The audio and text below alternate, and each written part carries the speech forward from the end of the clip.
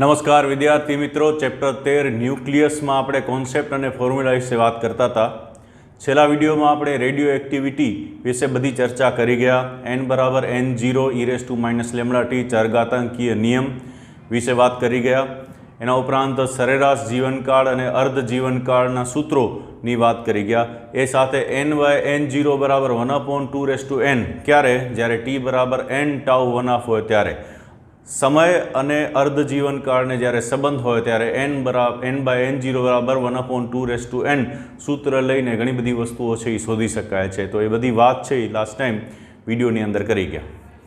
આજે આપણે specially nucleus ચેપ્ટરની અંદર ન્યુક્લિયર રિએક્ટરને અનુલક્ષીને, ન્યુક્લિયર વિખંડનને અનુલક્ષીને, આલ્ફા, બીટા અને ગેમા કિરણો છે એને અનુલક્ષીને જે પ્રક્રિયાના સમીકરણો આવે છે એ સમીકરણોની વાત કરીશું. એ સમીકરણો બહુ મહત્ત્વના છે અને દાખલા અને ઓબ્જેક્ટિવ માટે તો ઘણી બધી વાર પૂછાઈ ગયા છે, એટલે સરસ રીતે લખીને તૈયાર કરવાના હોય છે.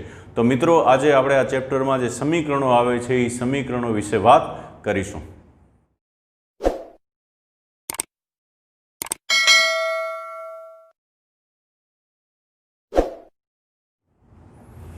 ઓકે, સૌથી પહેલાં વાત કરશું આલ્ફા કણનું ઉત્સર્જન. ઉદાહરણ સાથે વાત કરીએ તો 92 યુરેનિયમ 238માંથી જ્યારે આલ્ફા કણનું ઉત્સર્જન થાય છે, આલ્ફા કણ એટલે 2He4 હિલિયમ ન્યુક્લિયસ, 2He4નું ઉત્સર્જન થાય છે ત્યારે શું થાય છે તો કે 2નું ઉત્સર્જન થશે એટલે 92 - 2 એટલે શું થશે? 90. અને 238 - 4 એટલે કેટલા થશે? 234. તો 90 થોરિયમ 234 બને છે. ઘણી વખત છે ને થિયરી તૈયાર થાય છે પણ એના જે મહત્ત્વના સૂત્રો છે એ રહી જાય છે. એટલા માટે આ બધા સૂત્રો છે એ લખીને યાદ રાખવા એ બહુ જરૂરી છે. એટલા માટે સ્પેશિયલી આ વિડીયોની અંદર આપણે આ વસ્તુનું રિવિઝન કરીએ છીએ. બીજી એક વસ્તુ, તમે કેમિસ્ટ્રીની અંદર રેડોક્સ પ્રક્રિયાઓ શીખી ગયા હો, ડાબી બાજુ અને જમણી બાજુ તમે પરમાણુ ક્રમાંક અને પરમાણુ દળાંક સંતુલિત કરતા શીખી ગયા હો, એટલે એ દિશામાં બહુ ડિટેલમાં નહીં જઈએ, પણ શેમાંથી શું બને છે એના ઉપર આપણે કોન્સન્ટ્રેટ કરીશું. બીટા કણનું ઉત્સર્જન. આપણે ખ્યાલ છે બીટા કણની અંદર બે કણોનો સમાવેશ થાય છે, ઇલેક્ટ્રોન અને પોઝિટ્રોન, અને એ ક્યારે એકલા ઉત્સર્જાતા નથી. કોણીય વેગમાન સંરક્ષણના નિયમ અનુસાર ઇલેક્ટ્રોન સાથે એક એન્ટી ન્યુટ્રિનો અને પોઝિટ્રોન સાથે ન્યુટ્રિનો નામનો કણ ઉત્સર્જાય છે. આ ન્યુટ્રિનો કે એન્ટી ન્યુટ્રિનો એ ફોટોન જેમ ઉર્જા ધરાવતો કણ છે. એને દળ નથી પણ ઉર્જા ધરાવતો કણ છે ને બહુ સૂક્ષ્મ સ્વરૂપમાં ઉર્જા રહેલી હોય છે. એને દળ નથી પણ ઉર્જાના સ્વરૂપમાં છે અને પાછું કોણીય વેગમાન ધરાવે છે. હા, એટલે ફોટોન જેવી પરિસ્થિતિ છે એ આ ન્યુટ્રિનોની હોય છે. ઓકે, 15 ફોસ્ફરસ 32, એમાંથી બને છે 16 સલ્ફર 32 સાથે ઉત્સર્જાય છે ઇલેક્ટ્રોન અને એન્ટી ન્યુટ્રિનો. 11 સોડિયમ 22 અને 10 નિયોન 22 બને છે, એમાંથી ઉત્સર્જાય છે પોઝિટ્રોન અને ન્યુટ્રિનો. તો આ સમીકરણો છે એ બીટા કણનું ઉત્સર્જન દર્શાવે છે. એના પછી ગેમા કિરણનું ઉત્સર્જન. રેડિયો એક્ટિવિટીની ઘટનામાં જ્યારે કોઈ ન્યુક્લિયસને દળ ન ગુમાવવું હોય, માત્ર ઉર્જા ગુમાવી હોય, ત્યારે એ ગેમા કિરણનું ઉત્સર્જન કરે છે. હા, દળમાં કોઈ જાતનો ફેરફાર નહીં થાય, માત્ર ઉર્જા ગુમાવશે. દાખલા તરીકે 27 કોબાલ્ટ 60 જે છે એમાંથી બીટા કણનું ઉત્સર્જન થશે, તો અહીંયા 27 કોબાલ્ટ 60માંથી 28 નિકલ 60 બની જ જશે, પણ એ ઉત્તેજિત અવસ્થામાં હશે. એ ઉત્તેજિત અવસ્થામાંથી ધરા સ્થિતિમાં આવવા માટે 2 ગેમા કિરણનું ઉત્સર્જન કરશે. એકવાર ગેમા કિરણનું ઉત્સર્જન કરશે એટલે એક ઉત્તેજિત અવસ્થામાં આવશે અને પછી પાછું ધરા સ્થિતિમાં આવશે ગેમા કિરણનું ઉત્સર્જન કરીને. તો એ ગેમા કિરણનું મૂલ્ય કેટલું છે તો કે 1.17 મિલિયન ઇલેક્ટ્રોન વોલ્ટ જેટલી એની અંદર ઉર્જા હોય છે. એ જ રીતે બીજી જગ્યાએ 1.33 મિલિયન ઇલેક્ટ્રોન વોલ્ટ જેટલી ઉર્જા. મિત્રો, આ બધી ઉર્જા છે એ ખૂબ જ વધારે છે. આપણે જે વિદ્યુત ચુંબકીય તરંગોનું વર્ણપટ છે એમાં આપણે ખ્યાલ છે કે ગેમા કિરણની આવૃત્તિ સૌથી વધારે હોય. એના પરથી E બરાબર NHF અનુસાર જેની આવૃત્તિ વધારે હોય એની ઉર્જા કેવી હશે? વધારે. એટલે આ વધુ ઉર્જા ધરાવતા તરંગો છે એ ઉત્સર્જિત થતા હોય છે. તો યાદ રાખો, કોબાલ્ટમાંથી સૌથી પહેલાં બીટા કણનું ઉત્સર્જન થાય, ઇલેક્ટ્રોનનું ઉત્સર્જન થાય એટલે નિકલની ઉત્તેજિત અવસ્થા, એમાંથી બીજી ઉત્તેજિત અવસ્થા અને એમાંથી પછી ધરા સ્થિતિ. અને ઉત્સર્જાતા ગેમા કિરણની ઉર્જા 1.17 અને 1.33 મિલિયન ઇલેક્ટ્રોન વોલ્ટ. આગળ વધીએ પ્રક્રિયાનું ક્યુ મૂલ્ય મોટા ભાગના ન્યુક્લિયસને અનુલક્ષીને જેટલી પ્રક્રિયાઓ થાય છે એ પ્રક્રિયાઓ છે એ આ પ્રકારની હોય છે આમાં કેટલીક વસ્તુ હોય ને કેટલીક વસ્તુ ન હોય પ્રક્રિયા ઉપર આધાર રાખે છે પણ મોટે ભાગે જનરલાઇઝ સામાન્ય રીતે બધી પ્રક્રિયાઓને આવી રીતે દર્શાવવામાં આવે છે capital A plus small a will give capital B plus small b plus Q જ્યાં કેપિટલ A ને કહેવામાં આવે છે ટાર્ગેટ ન્યુક્લિયસ સ્મોલ a ને કહેવામાં આવે છે પ્રક્ષિપ્ત કણ હા દાખલા તરીકે યુરેનિયમ છે એના ઉપર થર્મલ ન્યુટ્રોનનો મારો ચલાવવામાં આવે તો આ યુરેનિયમ હશે અને સામે શું હશે ન્યુટ્રોન હા એટલે એ પ્રક્ષિપ્ત કણ છે એ જે છે એ અને સામે બીજું શું છે ટાર્ગેટ ન્યુક્લિયસ એના ઉપરાંત બી જે છે એને કહેશું નિપજ ન્યુક્લિયસ એમાંથી જે બને છે ન્યુક્લિયસ નવો એને કહેશું નિપજ ન્યુક્લિયસ સાથે જો કોઈ કણ ઉત્સર્જાતું હોય તો સ્મોલ બીને કહેવામાં આવે છે નિપજ કણ અને સાથે ઉત્સર્જાય છે ઉર્જા એ ઉષ્મા ઉર્જાના સ્વરૂપમાં હોઈ શકે એ ગતિ ઉર્જાના સ્વરૂપમાં હોઈ શકે એ ગતિ ઉર્જા છે એ નિપજ ન્યુક્લિયસ અને નિપજ કણની ગતિ ઉર્જાના સ્વરૂપમાં પણ હોઈ શકે તો આ જે છે એને કહેવામાં આવે છે પ્રક્રિયાનું ક્યુ મૂલ્ય અને ક્યુ મૂલ્ય કેવી રીતે શોધી શકાય તો કે ડાબી બાજુ જેટલો વિભાગ છે એના દળમાંથી જમણી બાજુનો વિભાગ છે એનું દળ બાદ કરી અને એને ગુણ્યા c² એટલે E બરાબર mc² સૂત્રનો ઉપયોગ કરીને એ શોધી શકાય છે ક્યુ બરાબર તમે જુઓ માસ of A plus mass of A minus mass of B minus mass of B કરીએ એને ગુણ્યા શું કરવાના છે c² એટલે એ મળે છે પ્રક્રિયાનું ક્યુ મૂલ્ય પ્રક્રિયાનું ક્યુ મૂલ્યમાં એક વસ્તુની એ ધ્યાન રાખવામાં આવે છે કે ક્યુ જો ગ્રેટર દેન 0 હોય તો ઉર્જા ક્ષેપક પ્રક્રિયા થાય અથવા ઉષ્મા ક્ષેપક પ્રક્રિયા થાય એમાં ઉર્જાનું ઉત્સર્જન થાય છે અને પ્રક્રિયા આપમેળે થાય છે સ્વતઃ પોતાની રીતે થતી હોય છે જ્યારે ક્યુ લેસ દેન 0 આવતી હોય તો ક્યુ લેસ દેન 0 હોય તો ઉર્જા શોષક પ્રક્રિયા થાય ઉષ્મા શોષક પ્રક્રિયા થાય આવી પરિસ્થિતિમાં પ્રક્રિયા કરાવવી પડે હા પોતાની રીતે પ્રક્રિયા છે એ શક્ય હોતી નથી એટલે આમાં બે કન્ડિશન છે એ ખાસ યાદ રાખવાની ક્યુ ગ્રેટર દેન 0 ક્યુ લેસ દેન 0 ઉષ્મા ક્ષેપક પ્રક્રિયા ઉષ્મા શોષક પ્રક્રિયા ઉષ્મા ક્ષેપક પ્રક્રિયામાં પોતાની રીતે પ્રક્રિયા થાય ઉષ્મા શોષક પ્રક્રિયાની અંદર પ્રક્રિયા કરાવવી પડે આપમેળે પ્રક્રિયા થશે નહીં એના બે ઉદાહરણો છે નાઇટ્રોજન છે એના ઉપર આલ્ફા કણ આપાત કરવામાં આવે તો ઓક્સિજન મળે છે અને સાથે પ્રોટોન મળે છે તમે જો capital A small a capital B small b એ પ્રકારની આ પ્રક્રિયા છે ફરીથી નાઇટ્રોજન ઉપર આલ્ફા કણ આપાત કરવામાં આવે તો ઓક્સિજન મળે છે સાથે પ્રોટોન અથવા હાઇડ્રોજન મળે છે સાથે ઉત્સર્જાય છે ઉર્જા એ જ રીતે બેરિલિયમ છે એના ઉપર આલ્ફા કણ આપાત કરવામાં આવે તો કાર્બન મળે છે અને સાથે મળે છે N એટલે ન્યુટ્રોન અને સાથે ઉત્સર્જાય છે ઉર્જા તો આ પ્રક્રિયાના ક્યુ મૂલ્યને અનુલક્ષીને બે સમીકરણો ઉદાહરણના સ્વરૂપમાં અહીંયા આપેલા છે આગળ વધીએ ન્યુક્લિયર વિખંડન પ્રક્રિયા હા ન્યુક્લિયર વિખંડ આપણે ખબર છે યુરેનિયમ ન્યુક્લિયસ છે પરમાણુ દળાંક પરમાણુ ક્રમાંક ઘણો બધો વધારે છે એટલે એનું ન્યુક્લિયસ છે એમાં સ્ટ્રોંગ બળ અને કુલમ બળ હશે એનું અસંતુલન છે એ ઝડપથી સર્જાઈ શકે એટલે ઝડપથી ન્યુક્લિયસ છે એ અસ્થાયી થઈ શકે અને એના ટુકડા થઈ શકે છે એટલે યુરેનિયમ ન્યુક્લિયસમાંથી રેડિયો એક્ટિવ પદાર્થો છે એ મેળવવામાં આવે છે એના ટુકડા કરીને ઉર્જા મેળવવામાં આવે છે કારણ કે આ બધી જ પ્રક્રિયાઓમાં છેવટે શું ઉત્પન્ન થાય છે ઉર્જા જેનો આપણે જુદી જુદી જગ્યાએ ઉપયોગ કરી શકીએ છીએ ખાસ કરીને આ બધી ઉર્જાને કહેવાય ન્યુક્લિયર ઉર્જા અને ન્યુક્લિયર ઉર્જાની મદદથી પાણીને ગરમ કરી ટર્બાઇન ફરાવી અને એમાંથી વિદ્યુત ઉર્જા ઉત્પન્ન કરી શકાય છે હા પરમાણુય ઉર્જા કહી શકો અથવા ન્યુક્લિયર ઉર્જા છે એમાંથી ટર્બાઇન ફરાવીને વિદ્યુત ઉર્જામાં રૂપાંતર થઈ શકે છે અને જેમાં આ કરવામાં આવે છે એ સાધનને ન્યુક્લિયર રિએક્ટર કહેવામાં આવે છે ન્યુક્લિયર રિએક્ટરની અંદર ન્યુક્લિયર વિખંડનની ઘટના બનતી હોય છે અચ્છા યુરેનિયમ છે એનું સ્પેશિયલી વિખંડન થતું હોય ત્યારે શું થતું હોય છે તો કે જો ન્યુક્લિયર વિખંડન એમાં યુરેનિયમ 92 યુરેનિયમ 235 છે એ ધરા સ્થિતિમાં રહેલો પરમાણુ છે ધરા સ્થિતિમાં રહેલો ન્યુક્લિયસ છે એનું વિખંડન થઈ શકતું નથી એટલે એના ઉપર ન્યુટ્રોનનો મારો ચલાવવામાં આવે છે આ ન્યુટ્રોન છે એને કહેવામાં આવે છે થર્મલ ન્યુટ્રોન અથવા ઓરડાના તાપમાને રહેલો ન્યુટ્રોન જો ન્યુટ્રોન છે એ બહુ જ ઝડપી હશે તો એ યુરેનિયમના ન્યુક્લિયસ સાથે અથડાઈને બહાર નીકળી જશે એની અંદર નહીં જઈ શકે આપણે યુરેનિયમના જો ટુકડા કરવા હોય તો એના ઉપર જોરથી અથવા વધારે તાકાતથી વધારે ઉર્જાવાળા ન્યુટ્રોન આપાત કરવાથી કાંઈ નહીં થાય પણ ન્યુટ્રોન ધીમે ધીમે ન્યુક્લિયસની અંદર ચાલ્યો જાય અને જે સ્ટ્રોંગ બળ અને કુલમ બળ વચ્ચે અસંતુલન પેદા થાય એ અસંતુલનથી યુરેનિયમના ટુકડા થઈ જશે હા, તો થર્મલ ન્યુટ્રોનનો મારો ચલાવવામાં આવે છે એટલે યુરેનિયમની અંદર ચાલી જશે ન્યુટ્રોન, એટલે 92 યુરેનિયમ 235માંથી કેટલા થઈ જશે? 236. આ ઉત્તેજિત યુરેનિયમ ન્યુક્લિયસ છે અને એ ખૂબ જ અસ્થાયી હોય છે.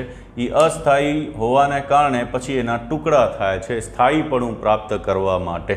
અને સ્થાયીપણું પ્રાપ્ત કરવા માટે ટુકડા થાય છે તો અહીંયા 1, 2 ને 3 પ્રક્રિયાઓ આપેલી છે.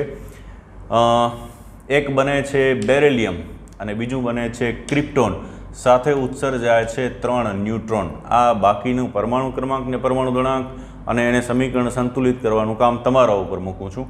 બેરિલિયમ બને છે, ક્રિપ્ટોન બને છે, સાથે 3 ન્યુટ્રોન ઉત્સર્જાય છે અને ઉત્સર્જાય છે ઉર્જા Sb. હા, Sb એટલે એન્ટીમની. અને આ જે છે એ છે નિયોબિયમ. હા, નિયોબિયમ બને છે, સાથે ઉત્સર્જાય 4 ન્યુટ્રોન અને ઉષ્મા ઉર્જા. આ છે ક્ષેનોન, ઝેનોન કહી શકો તો ક્ષેનોન કહી શકો. અને આ છે સ્ટ્રોન્સિયમ. હા, એ ઉત્સર્જાય છે, એની સાથે ઉત્સર્જાય છે 2 ન્યુટ્રોન અને ઉત્સર્જાય છે ઉષ્મા ઉર્જા.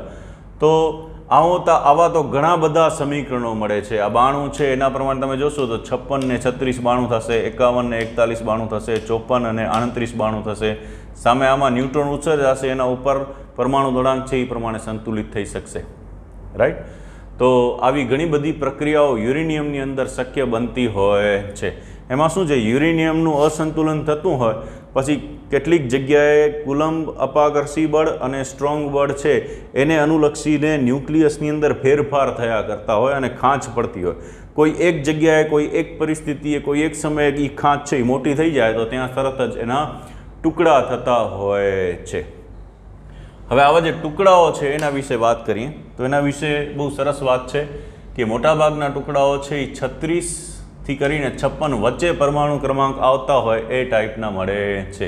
તમે જો આ પહેલું જ સમીકરણ એવું છે જેમાં આ પરમાણુ ક્રમાંક 36 છે અને આમાં પરમાણુ ક્રમાંક કેટલો છે? 56. તો 36થી 56 વચ્ચેના ટુકડાઓ છે એ થતા હોય છે. પછી પરમાણુ દળાંક છે એ 95થી 140 વચ્ચે હોય એ ટાઈપના ટુકડાઓ થતા હોય છે. બહુ મહત્વની માહિતી છે, ઇન્ફોર્મેશન. 36થી 56 પરમાણુ ક્રમાંક અને 95થી 140 સુધીના પરમાણુ દળાંક હોય એ ટાઈપના ટુકડાઓ થતા હોય છે. હવે આ વસ્તુ છે ને એ સમજવા માટે તમારે આમ તો આપણે પહેલા વિડીયોમાં આ ચેપ્ટરનો પહેલો જે વિડીયો છે કોન્સેપ્ટ ને ફોર્મ્યુલાઝનો, ન્યુક્લિયર બંધન ઉર્જા, એ બંધન ઉર્જામાં પણ વાત કરી છે. અને તમને ખબર હોય તો ન્યુક્લિયોન દીઠ બંધન ઉર્જા વિરુદ્ધ પરમાણુ દળાંકનો આલેખ આપણે કરી ગયા છીએ, જે સ્થિરતાનું માપ છે. ન્યુક્લિયર વિખંડન પ્રક્રિયા હોય કે ન્યુક્લિયર સંલયન પ્રક્રિયા હોય, હંમેશા પ્રક્રિયા એવી જ રીતે થાય છે કે જેથી ન્યુક્લિયોન દીઠ બંધન ઉર્જા વધે, એ ન્યુક્લિયસ છે એ વધુને વધુ સ્થાયી થાય. લોખંડ છે એ વધુ સ્થાયી ન્યુક્લિયસ છે, એટલે દરેક ન્યુક્લિયર વિખંડન કે ન્યુક્લિયર સંલયન પ્રક્રિયા છે લોખંડ તરફ, આયનના પરમાણુ તરફ, આયનની ન્યુક્લિયોન દીઠ બંધન ઉર્જા છે એના તરફ ખસવાનો પ્રયત્ન કરે છે. એટલે વચગાળાના ન્યુક્લિયસો છે એ વધુ સ્થાયી છે, એમાં આપણે ભણી ગયા છીએ.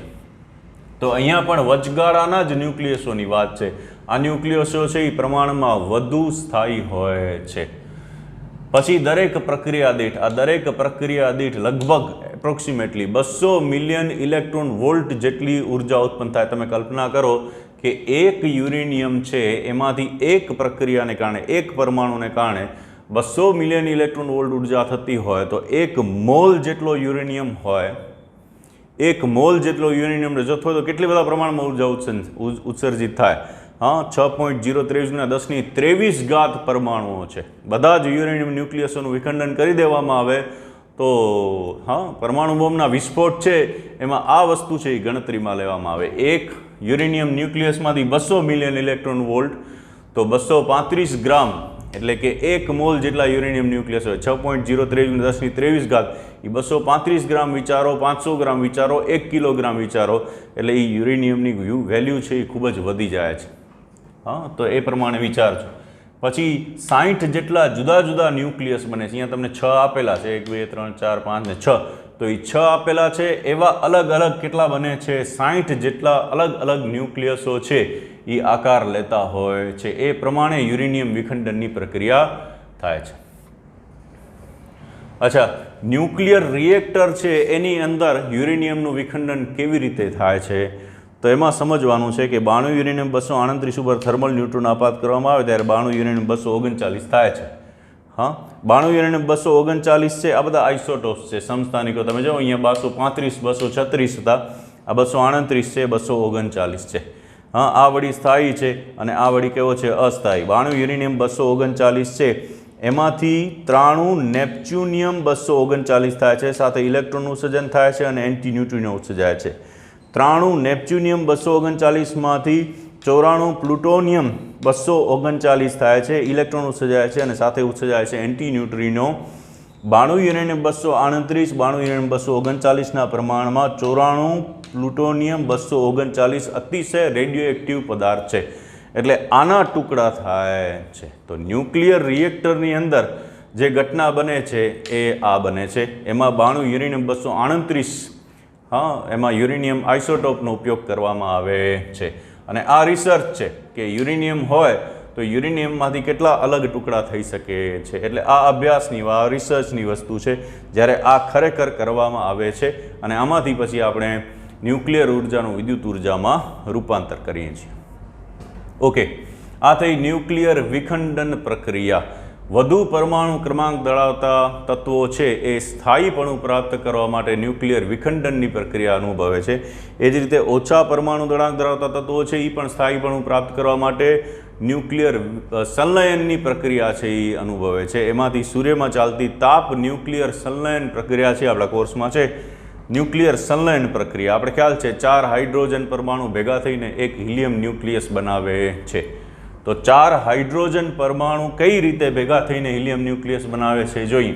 તમે જો એક હાઇડ્રોજન 1H1, બીજો હાઇડ્રોજન 1H1, 2 પ્રોટોન અથવા 2 હાઇડ્રોજન એમ તમે કહી શકો, વિલ ગીવ 1H2 એટલે ડ્યુટેરોન થશે, સાથે ઉત્સર્જાશે પોઝિટ્રોન અને એની સાથે ઉત્સર્જાશે ન્યુટ્રિનો, ઉત્સર્જાશે ઉર્જા 0.42 મિલિયન ઇલેક્ટ્રોન વોલ્ટ. પોઝિટ્રોન છે ઇલેક્ટ્રોન સાથે પ્રક્રિયા કરે તો 2 ગેમા કિરણ એટલે બહુ મોટા પ્રમાણમાં આ E બરાબર mc². તમે જુઓ દળનું ઉર્જામાં રૂપાંતર, E પ્રપોર્શનલ ટુ m, દળનું ઉર્જામાં રૂપાંતર થાય છે, સાથે ઉત્સર્જાય છે 1.02 મિલિયન ઇલેક્ટ્રોન વોલ્ટ જેટલી ઉર્જા. હા 1H2 જે અહીંયા બની ગયો છે ડ્યુટેરોન, એની સાથે વળી પાછો એક નવો પ્રોટોન હાઇડ્રોજન પ્રક્રિયા કરે છે અને 2He3 એટલે ઉત્તેજિત હિલિયમ ન્યુક્લિયસ બનાવે છે. આ ઉત્તેજિત હિલિયમ ન્યુક્લિયસ સાથે ઉત્સર્જાય છે ગેમા કિરણ અને 5.49 મિલિયન ઇલેક્ટ્રોન વોલ્ટ જેટલી ઉર્જા. આવા 2 ઉત્તેજિત હિલિયમ ન્યુક્લિયસ જ્યારે ભેગા થાય છે ત્યારે 2He4 એટલે સ્થાયી હિલિયમ ન્યુક્લિયસ બનાવે છે અને સાથે ઉત્સર્જાય છે 2 પ્રોટોન અથવા 2 હાઇડ્રોજનના પરમાણુ અને ઉત્સર્જાય છે 12.86 મિલિયન ઇલેક્ટ્રોન વોલ્ટ જેટલી ઉર્જા. સમીકરણો ડાબી બાજુ જમણી બાજુ પરમાણુ ક્રમાંક અને પરમાણુ દળાંક પ્રમાણે સંતુલિત કરતા તમને આવડે. એટલે એક વસ્તુ અહીંયા સમજવાની છે કે 2 ઉત્તેજિત હિલિયમ ન્યુક્લિયસ માટે ઉપરની 3 પ્રક્રિયાઓ છે એને અંતે 2He3 1 મળે છે, એટલે આ ત્રણેય પ્રક્રિયાઓ છે એ 2 વાર થવી જોઈએ. જ્યારે આ ત્રણેય પ્રક્રિયાઓ 2 વાર થશે ત્યારે જ 2He3 અને 2He3 છે એ ભેગા થઈ શકશે અને 2He4 બનાવી શકશે. આ બધી જ પ્રક્રિયાઓ 3 પ્રક્રિયાઓ 2 વાર થાય તો ટોટલ કેટલા હાઇડ્રોજન વપરાય છે? તો કે આ 1, 2 અને આ 3, ટોટલ 3 હાઇડ્રોજન વપરાય છે. પ્રક્રિયા 2 વાર થાય એટલે 3 દુ કેટલા થશે? 6, એટલે 6 હાઇડ્રોજન વપરાશે ત્યારે 2He3 ભેગા થઈને 2He4 બનાવશે. 6 હાઇડ્રોજનમાંથી સામે પાછા નિપજ તરીકે 2 હાઇડ્રોજન પાછા મળી જાય છે, એટલે 6 - 2 કેટલા થશે? 4. એટલે કહી શકાય કે 4 હાઇડ્રોજન ન્યુક્લિયસ અથવા 4 પ્રોટોન ભેગા થઈને એક હિલિયમ ન્યુક્લિયસ બનાવે છે. અને આવું થાય છે ત્યારે આ પ્રમાણે ઉર્જા ઉત્સર્જાય છે. ચાલો ઉર્જાની ગણતરી કરી. ઉપરની 3 પ્રક્રિયાઓ 2 વાર થાય એટલે પહેલાં આ ત્રણેયનો સરવાળો કરીએ. 0.42, 1.02 અને 5.49. સરવાળો કરશું જવાબ આવશે 6.93.